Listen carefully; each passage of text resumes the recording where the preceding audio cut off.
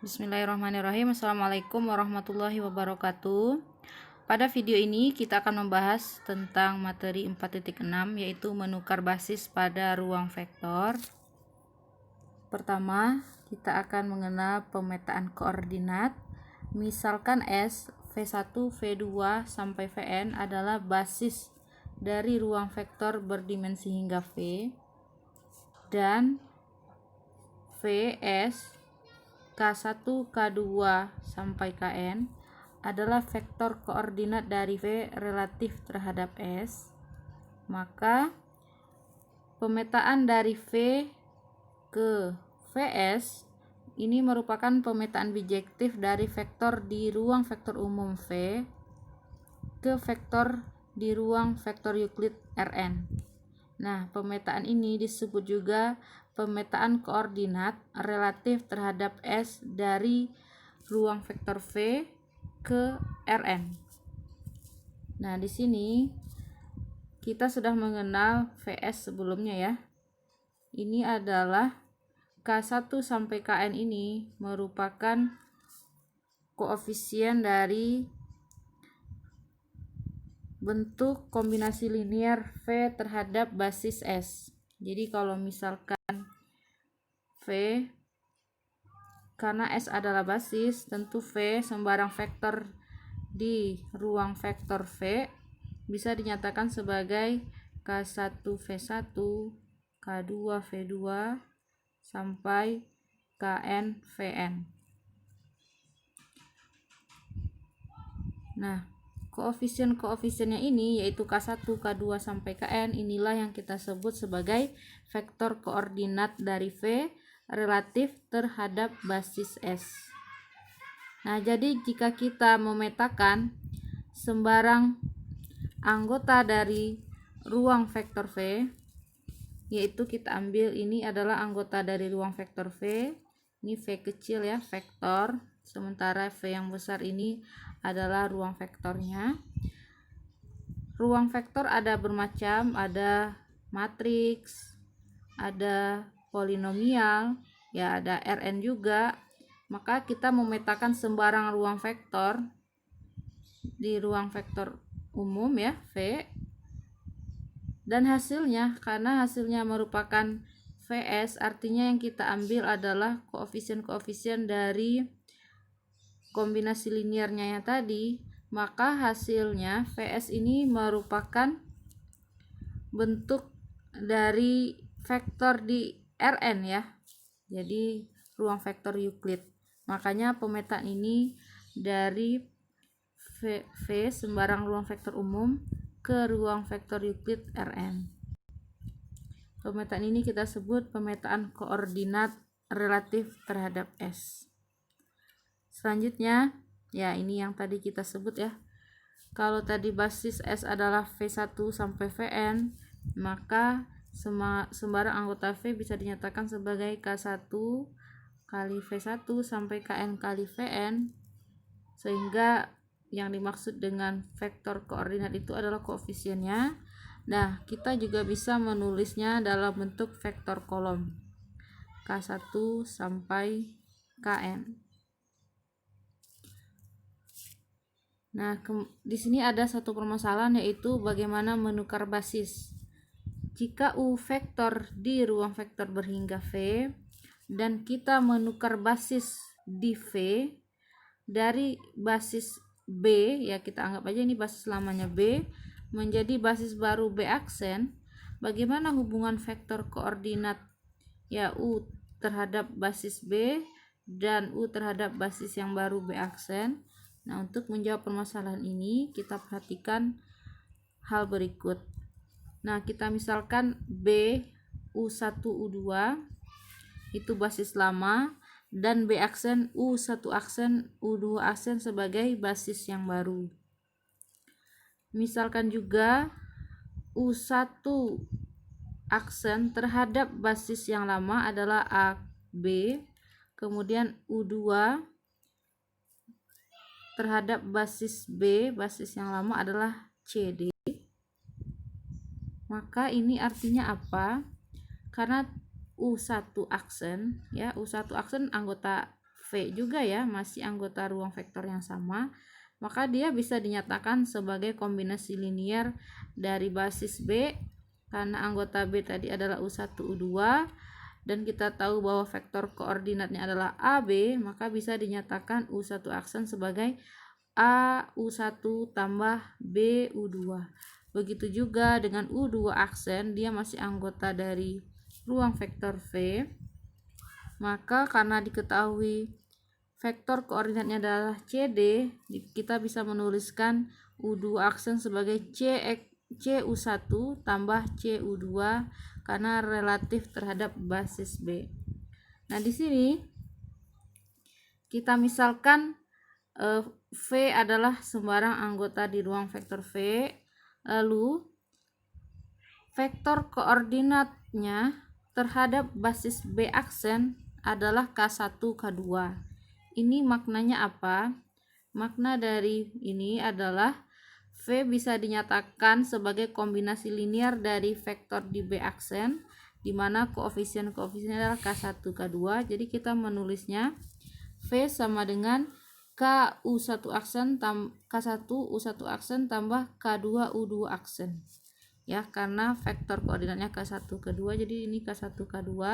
Sementara dia terhadap basis B aksen, maka pasangannya adalah U1 aksen dan U2 aksen. Lalu kita substitusi, kita ganti U1 aksen sebagaimana yang ada di atas ini. U1 aksen adalah AU1 tambah BU2. Kemudian U2 aksen kita ganti dari yang atas, yaitu CU1 tambah DU2.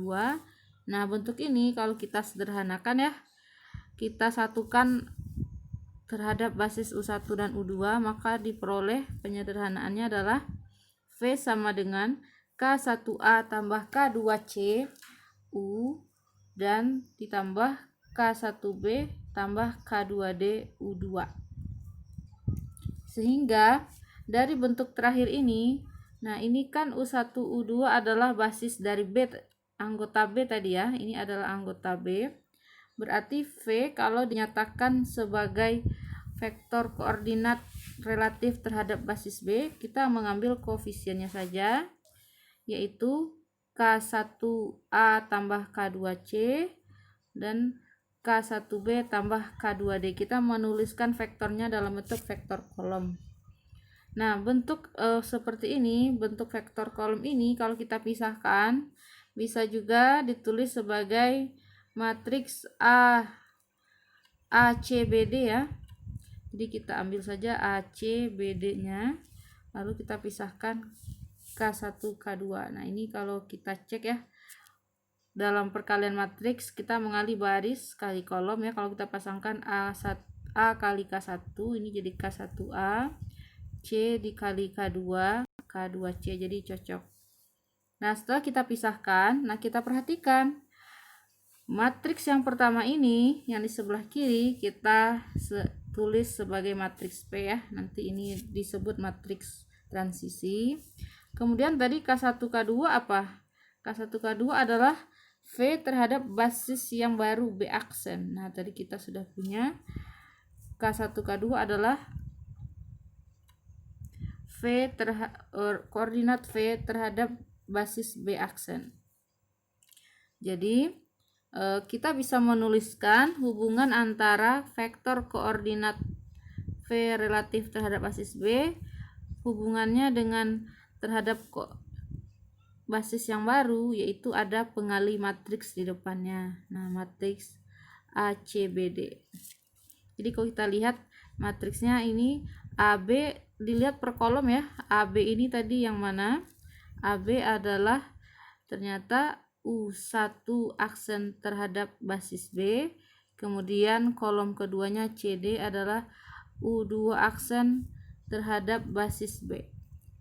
Nah, kita akan menulis, jadi solusi dalam menukar basis itu bagaimana? Jadi kalau kita punya secara umum, kalau tadi hanyalah basis dengan dua anggota ya, berarti di R2.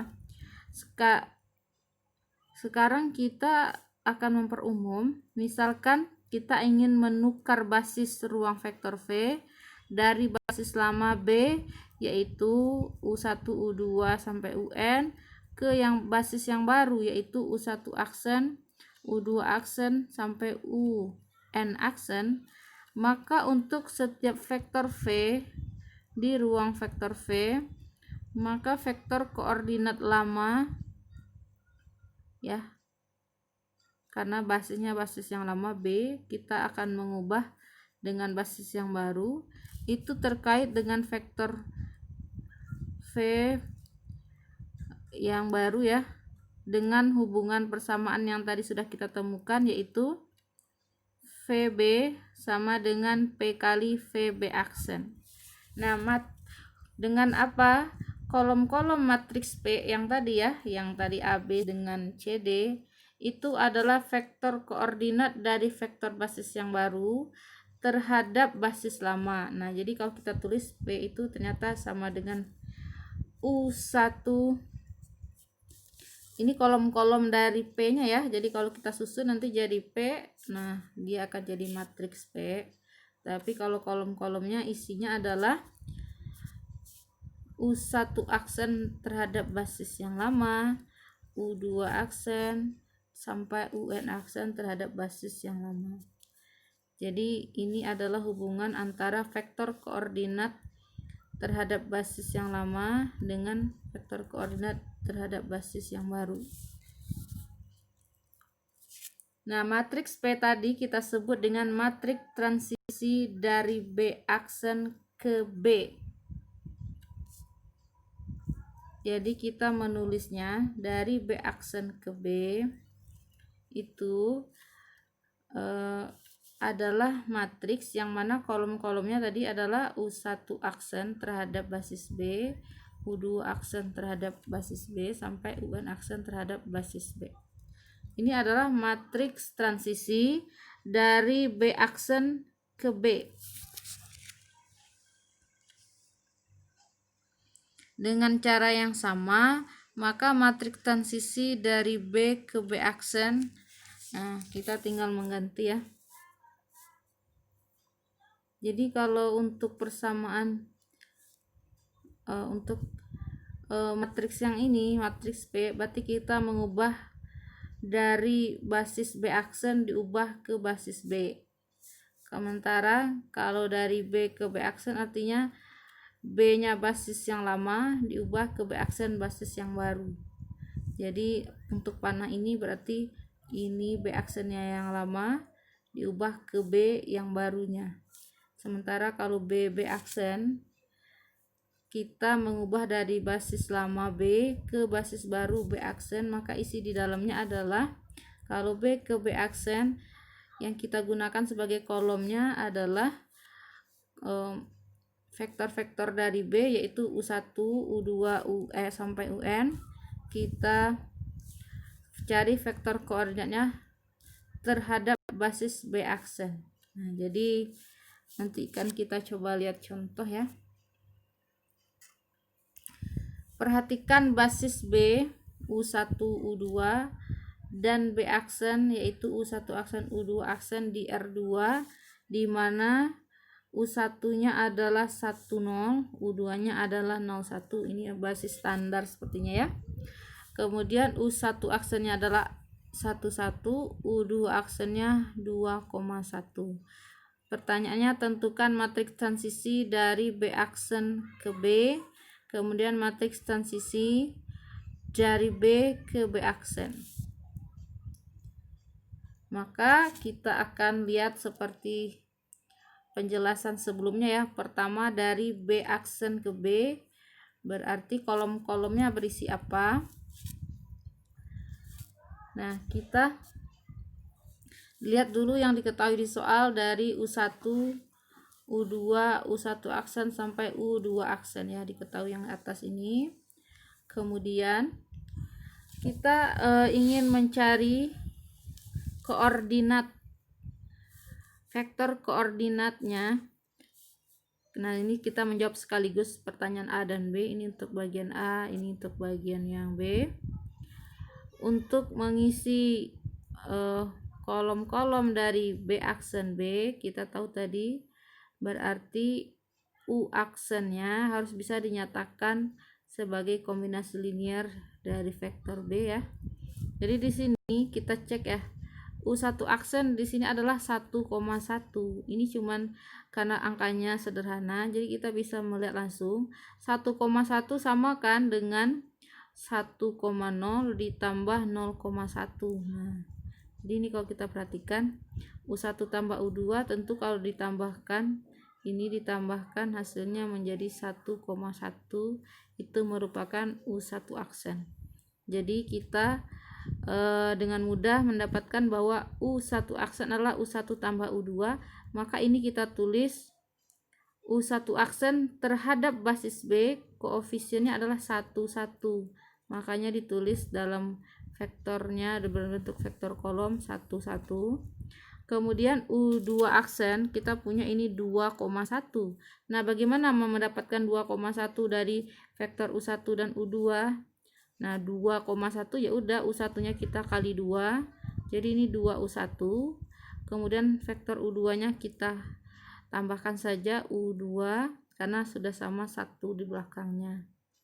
Oleh karena itu, kita memperoleh hubungan U2 aksen dalam bentuk kombinasi linear dari U1 U2 adalah 2,1. Ini merupakan vektor koordinatnya. Bagaimana kalau tidak mudah kita lihat dengan cara biasa ya? Kalau tadi kan sederhana. Kalau misalnya kita tidak bisa melihat dengan cepat apa hubungan antara U1 aksen dengan U1 U2, maka kita bisa memisalkan begitu ya. Kita misalkan kita ingin mencari hubungan antara U1 aksen dengan U1 U2, ya sudah U1 aksennya kita tulis 1,1. Sementara koefisiennya kita tulis sebagai K aja. K1 kali U1-nya apa? 1,0 ditambah K2 dikali U2-nya adalah 0,1. Nah, kalau persamaan ini kita selesaikan, ternyata diperoleh ya kalau kita jumlahkan ya K1 di sini diperoleh K1, di sininya 0, maka K1 sama dengan 1. Kemudian K2 juga sama dengan 1. Nah, inilah angka satu-satunya kita peroleh. Jika didapat dengan mudah ya nggak perlu pakai cara yang bawah ini. Tapi kalau sulit untuk melihat hubungan antara bagaimana menemukan kombinasi linearnya, ya udah kita tuliskan lalu kita cari konstantanya atau koefisiennya. Selanjutnya berarti kita memperoleh matriks transisi dari B aksen ke B, yaitu berisi kolom-kolom dari ini, maka ditulis 1, 1, 2, 1. Jadi sudah kita peroleh P B aksen B. Selanjutnya kalau kita ingin mencari matriks transisi dari B ke B aksen, berarti kita ambil vektor-vektor di B yaitu U1 U2, nyatakan dalam kombinasi linear dari B aksen yaitu U1 aksen U2 aksen. Nah, ini U1 yaitu 1,0, itu apa hubungannya antara U1 aksen dengan U2 aksen? Nah, mudah sekali, kita ingin menetapkan ini tetap jadi 1 ya. Kita tambahkan saja min U1 aksen tambah U2 aksen.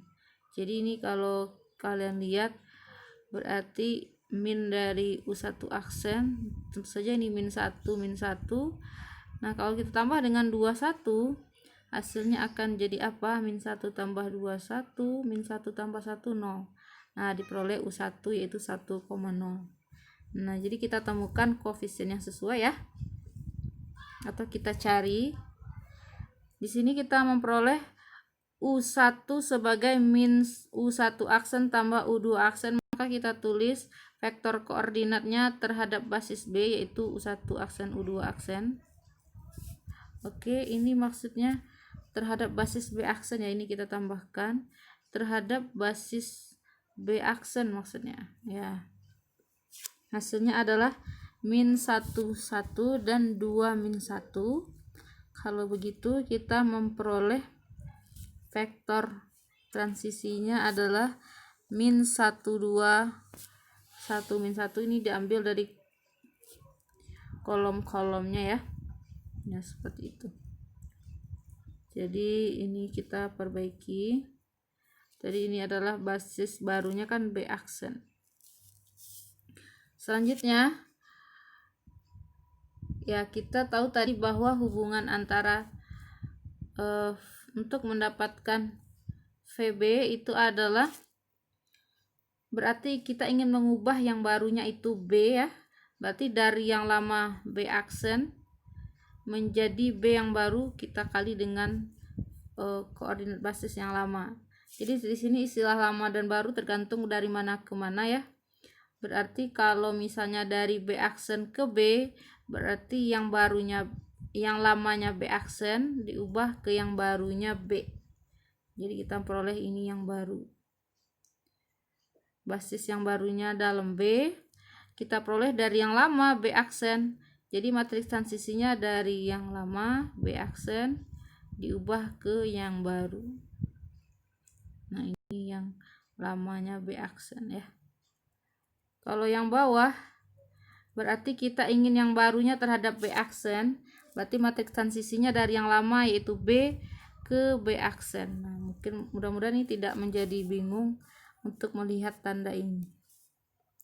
Nah, contoh 2, misalkan B dan B aksen basis pada contoh 1 dan VB aksennya diketahui yaitu min 35.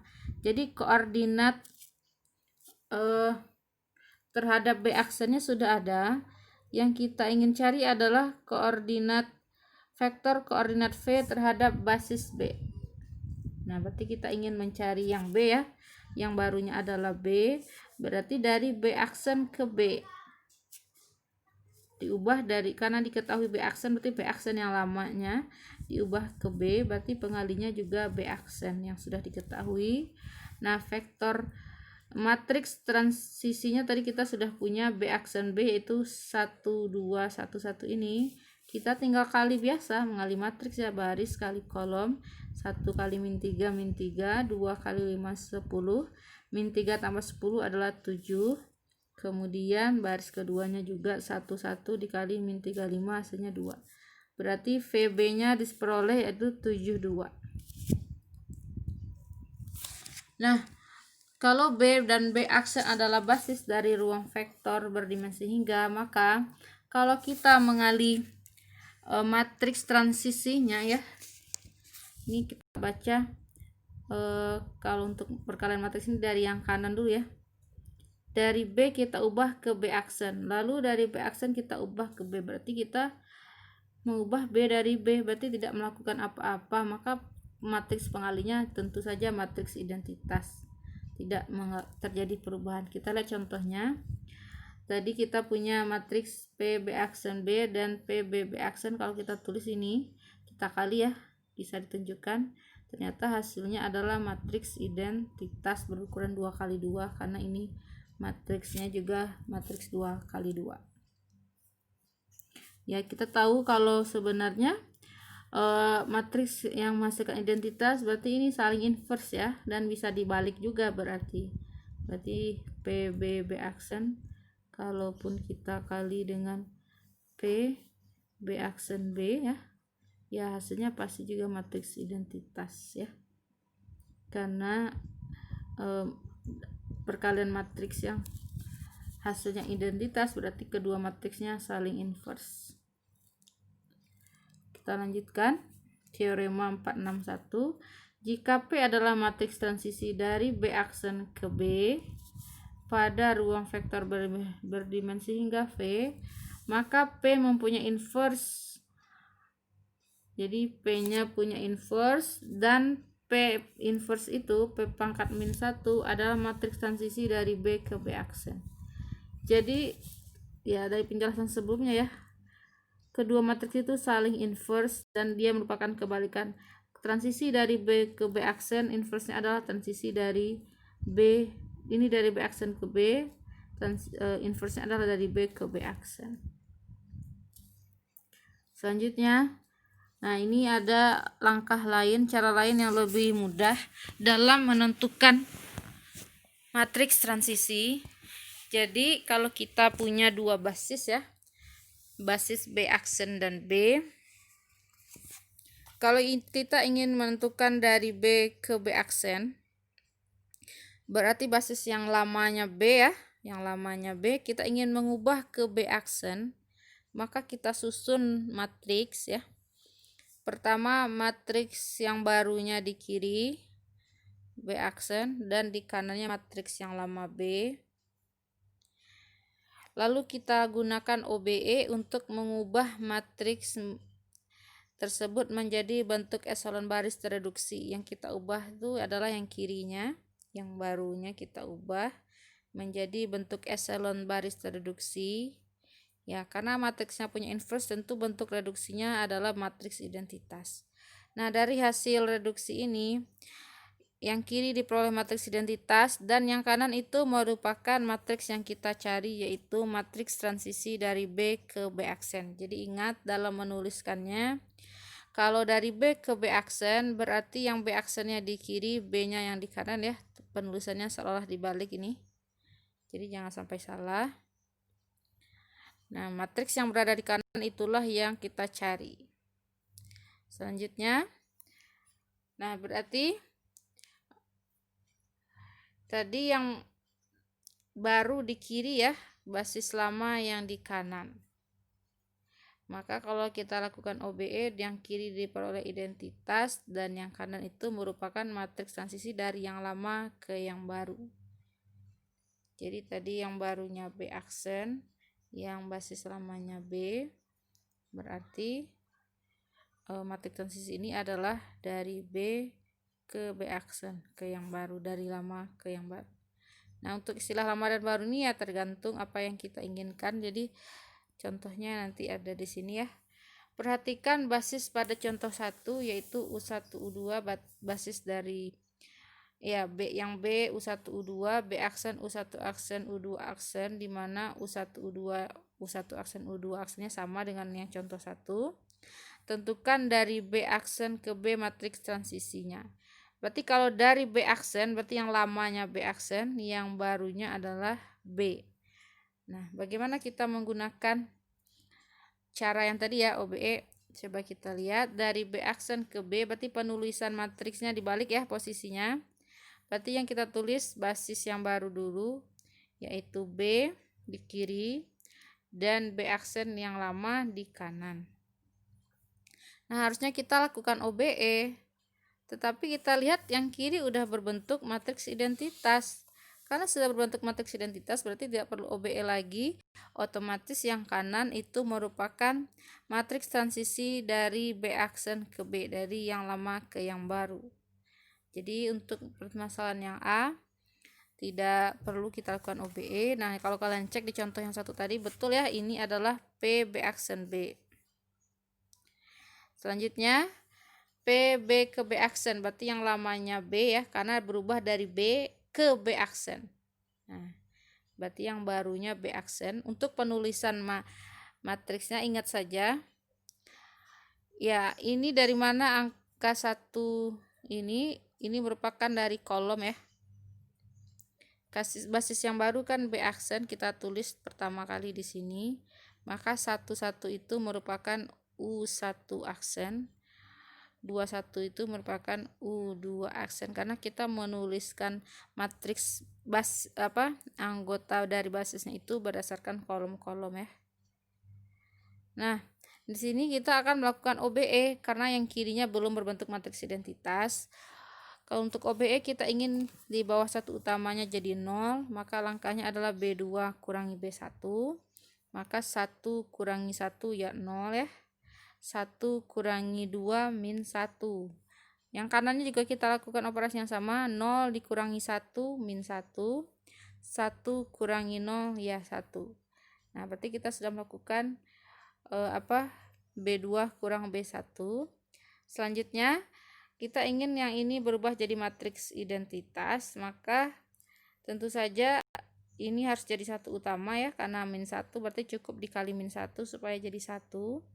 Kemudian di atas satu utamanya kita inginkan jadi 0, maka kita bisa lakukan operasi yaitu B1 ini kita tambah dengan 2 kali B2, karena 2 ditambah 2 kali min 1 makanya jadi 0.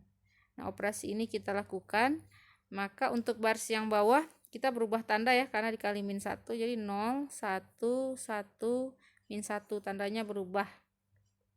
Sementara untuk baris 1 kita lakukan penjumlahan dengan 2 kali baris kedua.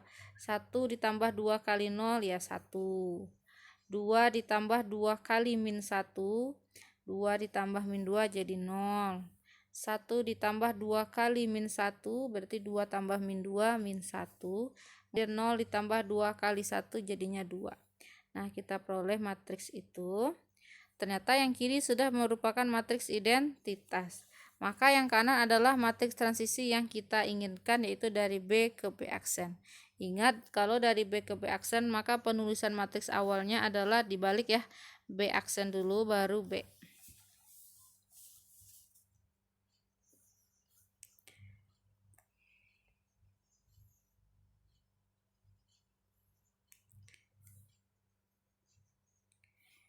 Kita teruskan.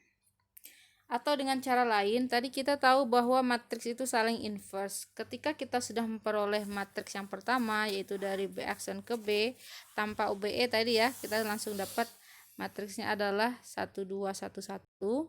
Maka untuk mencari kebalikannya, yaitu PBB aksen, kita cukup inversekan saja matriks yang sebelumnya, karena untuk melakukan inverse cukup mudah, matriks 2 kali 2 ya. Jadi 1 per determinannya itu 1 kurangi 2 kali 1. Jadi 1 dibagi 1 min 2. Untuk matriksnya sendiri yang ini tukar tempat, jadi tetap 1, 1. Kemudian yang diagonal kedua tukar tanda min 2 min 1. Nah, kalau kita sederhanakan diperoleh inverse-nya adalah min 1, 2, 1, min 1. Nah, diperolehlah matriks yang kita inginkan. Kalau kita perhatikan dengan contoh 1 ternyata jawabannya sama ya. Lanjut teorema 462, misalkan B aksen adalah U1, U2 sampai UN sebarang basis di ruang vektor Rn. Misalkan S, E1 sampai En basis standar di Rn. Jika vektor-vektor pada B aksen ditulis sebagai vektor kolom, jadi kita tulis U1, U2 sampai UN dia ditulis sebagai vektor kolom, maka matriks transisi dari B aksen ke S adalah sama seperti ini tadi. Basis anggota basisnya aja kita tulis. Jadi kalau kita mengubah ke basis standar, ya kita hanya menuliskan si vektor-vektor pada basisnya menjadi sebuah matriks, di mana vektor-vektor ini menjadi kolom-kolom dari matriks transisinya. Nah, berdasarkan teorema tersebut, maka kalau kita punya matriks A, anggap kita sudah punya matriks A ya. Kita perhatikan per kolomnya. Dan matriks A ini invertible. Jika A-nya invertible, punya inverse berukuran n kali n, maka A dapat dipandang sebagai matriks transisi dari basis U1, U2 sampai UN ke basis standar di Rn. Jadi matriks A yang kita punya itu merupakan kolom-kolomnya merupakan basis dari